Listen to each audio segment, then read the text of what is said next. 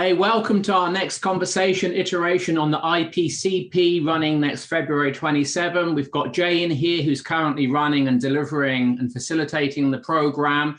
So what we're interested in is, are you convincible as a coach? Is your client convinced by you? Are they skeptical? Are you skeptical as a coach, Jay? In our experience, and particularly we delivered this last night, in our experience, in my direct experience, coaches are overly optimistic. They're overly trustful of the client. And so as we look through the coaches that were there, 20 odd coaches last night, you had most, and I want to say most, I mean 90% with a driver in being over trustful. What that shows up is that there is an overly optimistic frame that is operating from the coach in their view of the client, in that they're overly optimistic about their clients. And so what that leads to is they're not seeing the client as they are, they're seeing the client as they are. So they're projecting optimism onto the client. As you and I know, Scott, there's no pessimism or optimism. They're human frames. They don't exist in reality. And so to overtrust isn't to see the client's condition, isn't to see the client's conditioning and their humanity behind that and realize that I'm dealing directly with the conditioning. I'm dealing with the personality traits and structures. You and I call it the occupant. I'm dealing with the occupant, which is not the human being, but it's their human coping mechanism.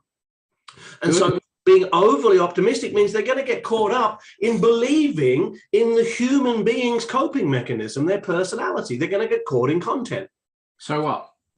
So when they get caught in content, they can't see the context, the process, and the structure of what's running. They can't help the client developmentally.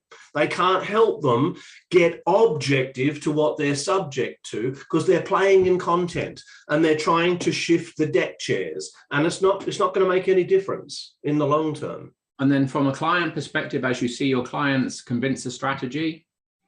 So clients convince the strategies are in the Australian population, largely optimistic as well. They're largely toward the over-trusting end.